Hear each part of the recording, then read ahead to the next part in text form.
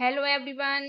आज हमारी English speaking class का फर्स्ट डे है। अगर आप भी इंग्लिश बोलने में हिचकिचाते हैं और चाहते हैं कि आप इंग्लिश को आसानी से बोल पाएं, तो ये वीडियो आपके लिए है, जहां आप बहुत ही इजी वे में सीखेंगे इंग्लिश बोलना। तो आइए स्टार्ट करते हैं। सबसे पहले हम जानेंगे कि एक सेंटेंस कैसे बनता है। सेंटेंस क्या होता है? सेंटेंस का मतलब होता है पूरा एक विचार। तो आइए हम जानते हैं कि एक सेंटेंस क्या है। जैसे कि वह खाना खा रही है।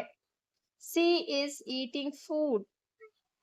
तो हम इस सेंटेंस में देखेंगे कि कौन कौन सी चीजें आ रही हैं। जैसे कि सी क्या है? सी है सब्जेक्ट। इस क्या है? इस helping verb. Eating main verb. And जो ये फूड है वो क्या है? ऑब्जेक्ट। वो क्या है? ऑब्जेक्ट। तो एक सेंटेंस में ये फोर होते हैं: सब्जेक्ट, हेल्पिंग वर्ब,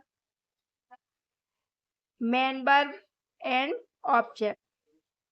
तो अब हम जानेंगे कि सब्जेक्ट क्या है, हेल्पिंग वर्ब क्या है, मेन वर्ब क्या है और ऑब्जेक्ट क्या है। तो आइए हम जानते हैं कि सब्जेक्ट क्या है। तो सब्जेक्ट के बारे में हम जानेंगे। जैसे कि सब्जेक्ट होता है जो काम करने वाला पर्सन, उसे क्या कहेंगे हम? सब्जेक्ट। और सब्जेक्ट भी कितने टू टाइप्स के होते हैं। जैसे कि सिंगुलर नंबर जो एक को रिप्रेजेंट करे और प्लूरल नंबर जो दो या दो को रिप्रेजेंट करे। जैसे सिंगुलर में क्या क्या आएगा? I, she, he, she, it, this, that, Ram. Next plural number में क्या आएगा? They, we, you, these, those, Ram and Shyam. इसके बाद सब्जेक्ट के बाद क्या आता है? Helping verb. हेल्पिंग वर्ब में क्या क्या आएगा? हेल्पिंग वर्ब में आएगा जैसे कि ये अलग अलग सेंटेंस के लिए अलग अलग होते हैं। हमें अभी जो सीखना है सेंटेंस बनाना वो है टू बी, यानी कुछ होना और कहीं होना। उसके लिए हमें ये हेल्पिंग वर्ब यूज करनी है। वो है प्रेजेंट के लिए है इज, एम, आर। पास्ट के लिए है वॉज, वर। फ्यूचर के लिए यूज करेंगे will be. After that present में आएगा हैज, हैव। पास्ट के लिए आएगा हैड एंड फॉर फ्यूचर के लिए आएगा विल हैव।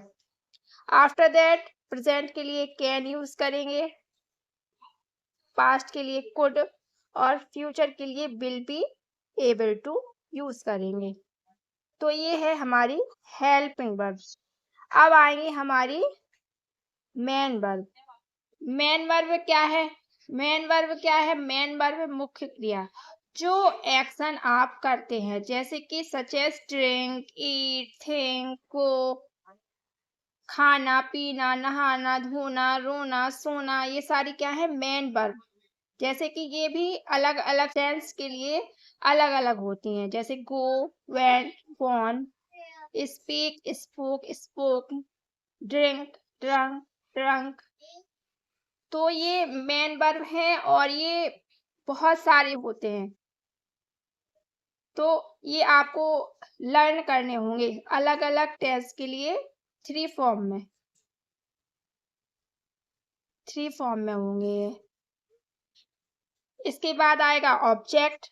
ऑब्जेक्ट भी दो प्रकार के होते हैं, सिंगुलर नंबर और प्लूरल नंबर। जिस तरह से हमारे सब्जेक्ट टू टाइप से होते हैं, उसी तरह से ऑब्जेक्ट भी टू टाइप्स के होते हैं। ऑब्जेक्ट जिस पर काम हो वो है हमारा ऑब्जेक्ट। जैसे कि आई का होता है मी, ही का हिम, सी का हर, इट का इट, दिस का दिस ही रहता है, दैट का दैट ही रहता है और राम का राम ही रहता है। यू का प्लूरल नंबर में क्या होगा? ऑब्जेक्ट। यू का यू रहेगा, वी का अस हो जाएगा, दे का देम, दीज का दीज ही रहेगा, दोस्त का दोज ही रहेगा। और अगर टू नेम्स है तो उसका राम एंड श्याम वैसे ही आएगा। तो ये होता है ऑब्जेक्ट। अब जैसे अगर आपसे कोई पूछता है कि ही और हिम में क्या डिफरेंस है, तो ही क्या है? सब्जेक्ट है और हिम क्या है? उसका ऑब्जेक्ट है।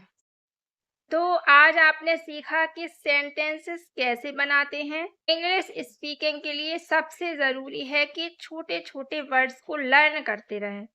स्मॉल स्मॉल वर्ड्स को लर्न करते रहें और स्मॉल स्मॉल सेंटेंसेस बनाते रहें और उन्हें बोलते रहें, रिपीट करते रहें। स्मॉल सेंटेंसेस को बनाकर खुद से बोलें। तो मिलते हैं नेक्स्ट वीडियो में। Thank you.